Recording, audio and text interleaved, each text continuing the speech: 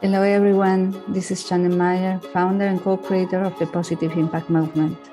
And I'm here happy to share with you a conversation I have co-created with a socially conscious leader that inspires and empowers us to connect to our heart, to be who we are, and to create what we love for a better world. I hope you enjoy it. Love you lots. It's really very nice to have you here, Sunny. Thanks, Jeanette. Yes. Plus, this is for us to have a conversation, to co-create a conversation around 30 minutes.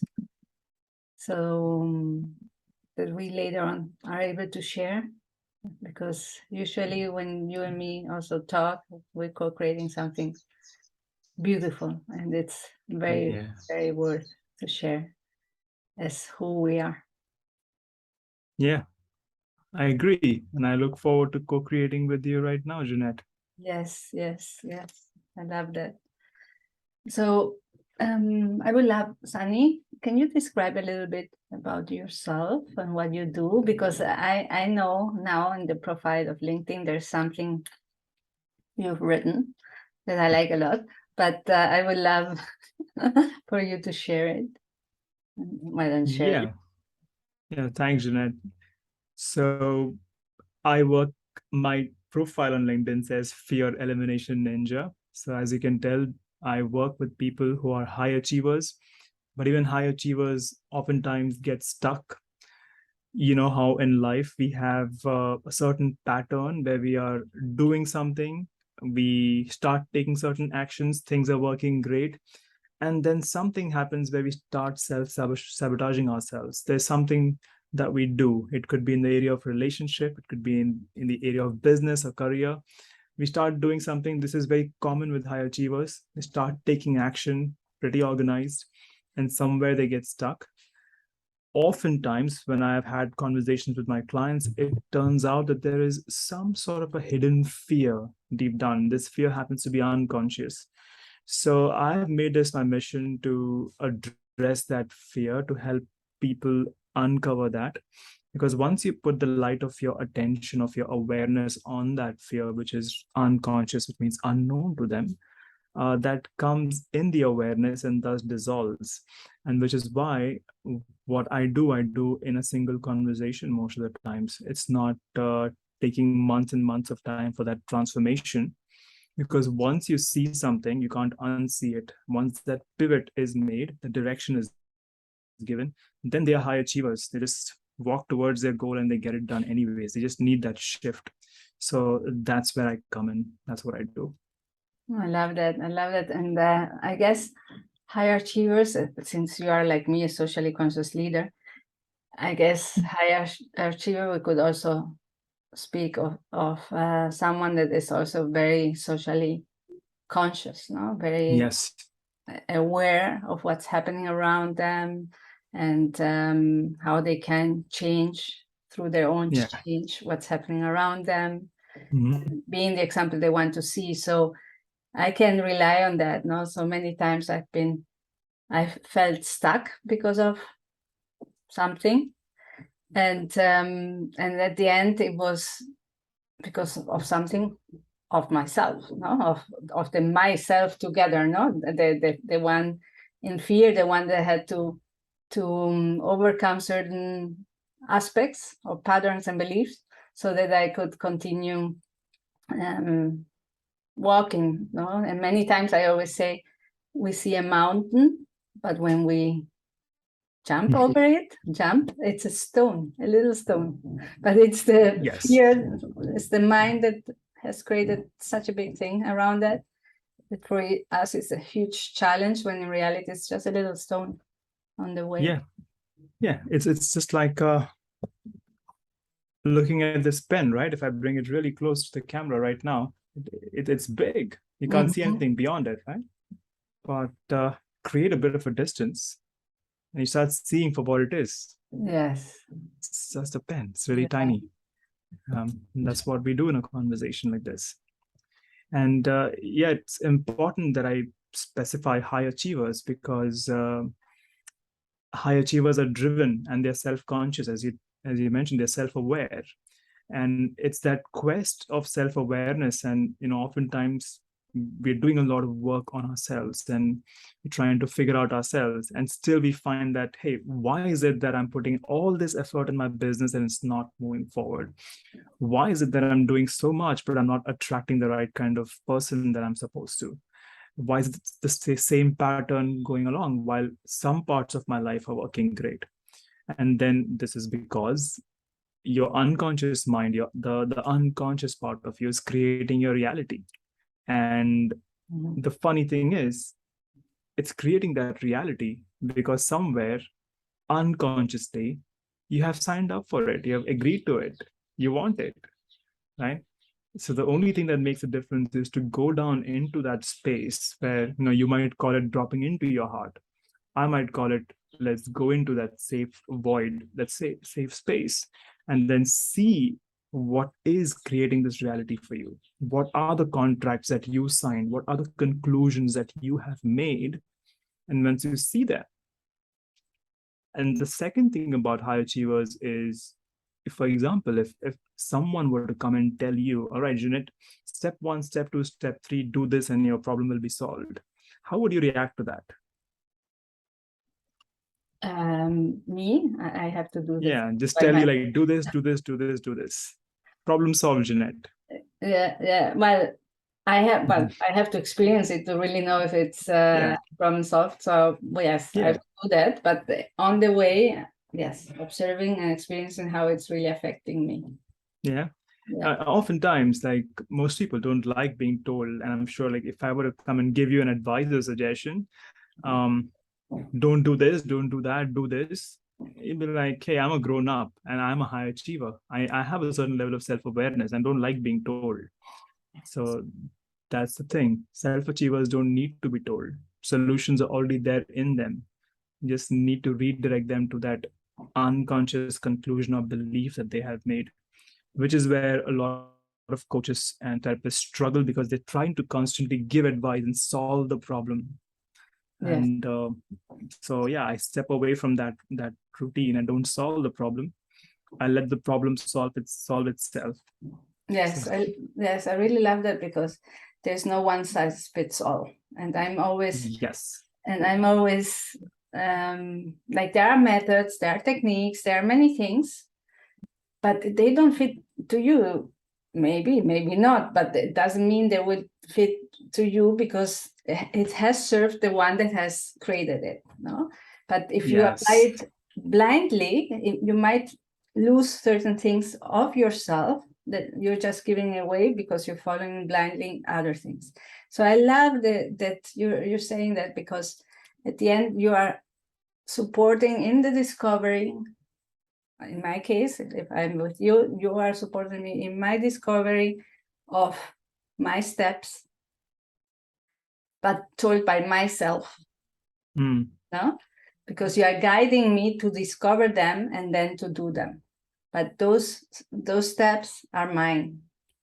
No, they came through me, through understanding, going into the heart, like you were saying, and understanding where to go next, which is the next steps to take. Yeah, absolutely.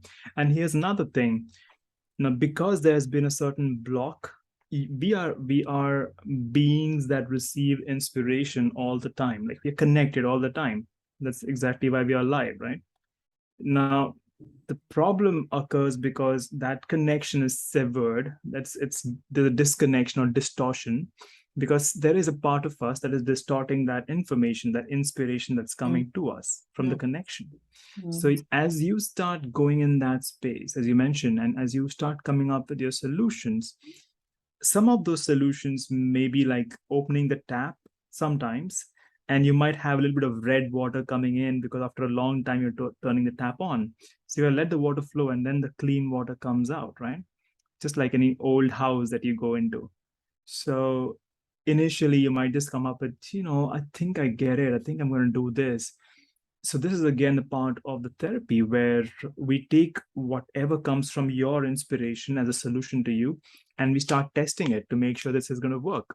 And that is how we get to the results, we make sure that it's not just some relaxation technique and you're feeling nice. No, you want to make sure that whatever your inspiration brings to you as a solution, it's a solution that sticks out there in the world, right? Because the world will bring its own flux of everything, the good, the bad, and everything else in between. How does that solution that has come to you from within you work out there? So we test. Yes, that's very visible.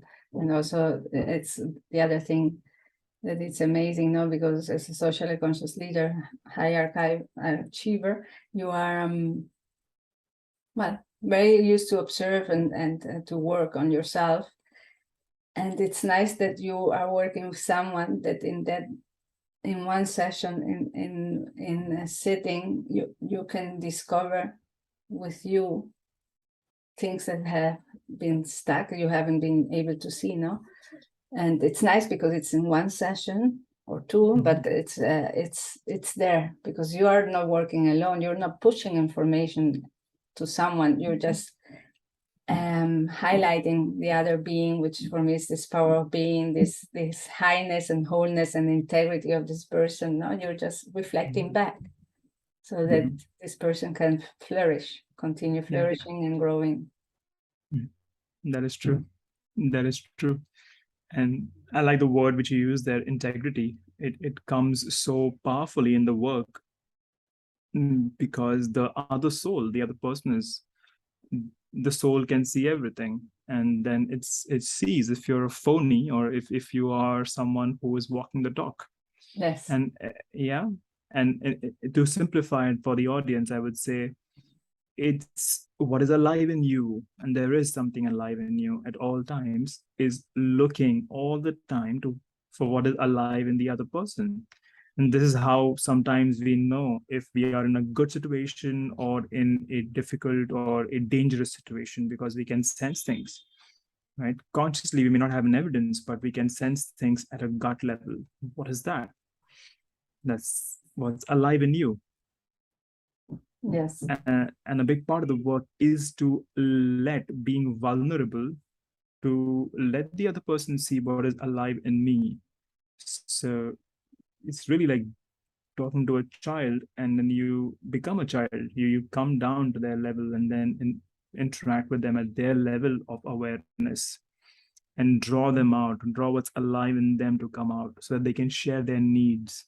What is making them behave in that routine pattern behavior. Yeah. And also, Sunny, you mentioned something, no? Is then when you're sitting down with someone, you are already feeling the person, no? The who you have in front. And this is also something I envision in our new earth. What I envision is that in reality it doesn't matter what you have created, what you carry with you. It's just the I am of the now that has the value, or it is what it is. It's walking your talk, it's the integrity, it's everything. Being the example you want to see. Without having to talk, I recognize you and I see who you are. And together we are co-creating something, no? So, but it's through this recognition of the self and the self, of the power of being and the power of being, that we are co-creating something. And here in your case, you are co-creating a solution for someone that needs it in the moment through the sharing and the understanding of where they are and what's missing, no? But you are recognizing that. And this is what I see as the socially conscious leadership. You're a leader for yourself and you are leaders for the others in recognizing and in reflecting back what they need to see for them to continue growing. And this is this giving and receiving that is so important, but it comes really from who we are, from the I am and the I am, with nothing else, no need of explanations of projects, movements, and whatever I have around. It's just heart-to-heart connection in which we then are able to give and receive and grow together. Yeah. Yeah, so true. It's really like bringing to someone's attention that the torch or the light is always been in their hands. It's just that the choices that we tend to restrict ourselves to make us put that torch, that is a light of awareness, only on a few things, right? And right now this room is dark, so the light is directly on me, but I could redirect this light on anything I want and see anything in the dark. What happens to all of us, most of us, is that we forget that it is we who are holding that light. So as you mentioned, the I am part of us, right? We forget that. And how often do we say things like, I am terrible at remembering dates. I am pretty bad at maintaining a diet. I am always late. I can't do this. I mean, we use the words I am so loosely and I so loosely, forgetting the fact that every time we do it, we are putting the light is completely not helpful for us. And then we are programming ourselves by saying those things. These are basic things that I have been guilty of doing for a long time. So yeah, it's just being that example in that conversation for someone where they can begin to recognize that, hey, if this guy can do this, if this woman can do this, so can I, because I'm no different. I am, right? So, and this recognition happens at an unconscious level, not so much so consciously, because oftentimes my clients would walk away thinking, well, what was that conversation? They walk away confused, but they come back after a few days saying that, you know what, now it's making sense. They come back sometimes after 6 months saying, now it makes a whole lot more sense. So there's time where the insight is growing like a small seed that's germinating and growing into a plant or tree. So that's the whole point, right? Once you pivot someone and they were going off in a tangent and you just kind of shift them, they have their energy, they are I am, and they can keep going in that direction. It's like meeting someone on your way to the mountain who could direct you on the right path and save you from months and years of going in the wrong direction around the mountain instead of going up. Right? Yes, Yeah. yes, it's beautiful, that part. Yes. Or going so many times around and around Yeah. and around. One day they get into the top. Yes. Yeah. How Yeah. many? And Yeah. yeah, Say. danger of doing that is sometimes people can spend their whole lifetime, and by the time they realize it, that's the regret of the old age. By the time they realize it, they don't have the energy or the strength to climb the mountain. Then it's got to be another vacation. You know what I mean? Yeah. Yes. And you also mentioned at the start, which is now nice when we're saying going around the mountain. You mentioned in one point of the experiences, no, ourselves, we unconsciously are creating experiences for us to learn. No, and we have archetypes, we have so many things. It's for us to get aware of them and then grow from that. No, but when we do not see these patterns, when we do not learn from those experiences, we just go around the mountain. Well, not around, because it would be go like passing by the mountain, but no, we just turn in front of the mountain, and we turn and turn and turn, and we pass by the same experience one and another time, spiraling, because, well, we're learning something, but until we don't recognize that experience and what it brings to us, until then we will continue turning around before going up. Yes, that's such a good point. That's such a good point. And that brings me to, I mean, I could say two things on that. I would say I've heard this line before. It's not mine, but it goes like this. Well, sometimes you have to go through the same crap over and over again to realize, until you realize that it is a trap, right? So go through the same crap until you realize it is a trap. Round and round you go. And the second thing is, here's where I like to say that pain is not a bad thing at all. If you think about pain as a function, its function is to it serves protection. It takes care of us. It protects us. If we didn't have pain, we would burn ourselves or fall off a cliff, drown ourselves. The pain keeps us safe. And so pain is a friend with a heart of gold. When the pain goes up, going round and round, and we feel that there's no way out, that's when we start asking questions. That's when we go on the internet. That's when you might find a LinkedIn account talking about something that makes sense, right? So, yeah, sometimes I suppose that's also part of the learning where we are going, walking around the mountain for a long time could have its own use and lessons. For one, of course, stamina is building up for the big journey upwards. So the resilience is getting stronger. But yeah, there comes a point where you realize that you're not going up, pain goes up. The need to ask, then inquire, and make us genuine inquiry also comes up then. And that's a good time to start, seeking out people who can help you. Yes, yes. And also, it has happened to me to go round and round and round. And one day, recognizing that I went around and round and round, and understanding through pain.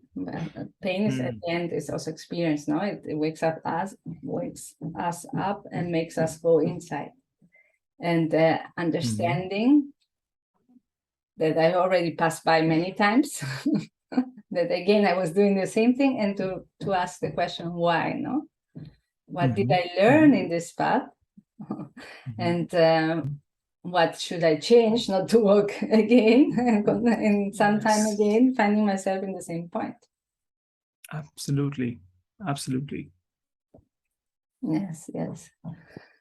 So yes, and yes, the pain. Pain makes us aware, makes us aware from the inside and aware what's happening outside. It's the one that, it wakes us, I guess. It wakes us to really observe. And that is true. Yeah, some of us need a lot of pain, other ones need less, no? Yeah, realize. Again, exactly. Some of us need a lot of pain. Been there, right? It's just like waking up. Some people wake up, they're sound sleepers and they'll just go too deep. You could literally bring a band and play it next to them, they'll still be asleep. And then some people just a pin drop and they wake up. There's no way of saying who gets around first. Yeah. Right. And the point is that whatever gets us to wake up. I think I was a sound sleeper for many years. Took me a while to, yeah. And I would attribute that to a lot of pain. Pain pushed me against, the corner, and which is why I'm passionate about fears. I suppose for me, not dealing with that pain and just going through it was because of fear. I was afraid of everything that is known to me. And the example is from the book The Alchemist. And Santiago has to let go of so many things, right? People may think that he's letting go of gold and all of these great stuff, but what he's gaining in return is something that can't be bought with money and something that can't be bought with political power. This is, no billionaire can claim it. No poor man can ask it as his right. It's something which, no matter where you are in life, you've got to work for it. It's as simple as that. It's inner work. Yes. So, Yes. so I think people oftentimes are scared to venture out into the unknown, which is really speaking not out, but in. Venture into the unknown, because when you go in, the initial few layers is full of crap. Like, right? It's all the fears and experiences and shame and guilt, embarrassments and abuse, whatever we have gone through. But that's just the initial layers, like the tap running out the dirty water. Keep going. Like a dam that has been held for many years. Once it's opened, what comes out first? A lot of slush and slurry and disgusting looking black water. Once it's out, it's just pure milk that's coming out. Just and I suppose that's what most people get scared. Most people just want someone to stand there with them and say, "It's all right. I'm going to keep you safe. Just stand there and see whatever you have to see. I'm going to keep you safe." This is where my work becomes really important. I am that catalyst, that facilitator who's going to hold your hand in that space deep inside. You can hear my voice. As Dr. Milton H. Erickson would say, my voice will go with you. And I'm a keen student of Erickson. So it's the same thing. My voice is with them down there in that trance, deep space. So they can be relaxed no matter what comes up. People start having convulsions, sometimes tears, sometimes laughter, and they know that it's all right, that I'm there with them and we'll get through this. And that's what happens. Beyond all those tears, it's just laughter and release and freedom. Yeah. It's been waiting to be released all their life, sometimes for decades. Yes, it's beautiful. And like you said before, once there, no way back. There's no way back. Why would you want to Because go you don't back? want to go back. You don't want to go Exactly. back. But Yeah. and you are very grateful for where you went to be where you are now. Absolutely. But Yeah. you don't want to go back. You don't want to go sleep. You're just this freedom. No one else can take it away, and there's nothing greater than freedom and love. Absolutely. And then it's just flowing from there. Yes. Until, of course, you hit upon another patch, which is again something to work on. And that is why alchemy and this whole journey becomes the journey of a lifetime. The only the positive on this, I would say, in fact, many positives, but one of the biggest positive is that the nature of the problem that you hit upon next will not be of the same level. It's going to be more subtle. And if I could give my example, it started off with my weight. I used to weigh like 30 kilos more than what I'm looking right now on the screen. And so I started working on the most obvious aspect of my life, which was my weight. I had no idea of working on emotional and spiritual aspects. So I started working on my weight. And then my emotional problems started coming, obviously. One dam is broken, the next dam is right there. Started working on my emotions and started releasing those, and then hit on the spiritual next dam. So from the physical to the emotional, mental, spiritual, things and the problems keep getting subtle and subtle. And that's when we realize that, hey, if we don't work on the most obvious thing today, we don't even get to recognize, like, we don't even get to see the kind of problems that are actually governing our life in the unconscious till we start taking care of the first things that are visibly appearing to us and visible to us. Yes, beautiful. Yes, Sunny. So thank you so much for co-creating here with me and continue You're very welcome, Jeanette. co-creating. Yeah. I look forward to it. The time just flew, right? Yes. It went like, whew. Yeah. I thought we just got started. Wow, this is great. No, I have so much to talk about. So we really will have surely other times. And I always love to connect with you heart to heart, to be with you, to recognize you, to learn from you, and cooperate with you. And you have that ability and that quality to draw out the energy from the other person. So congratulations to you, and thank you, Jeanette. Thanks a lot. Yeah. Have an amazing Yeah. day. You too. Bye. Bye.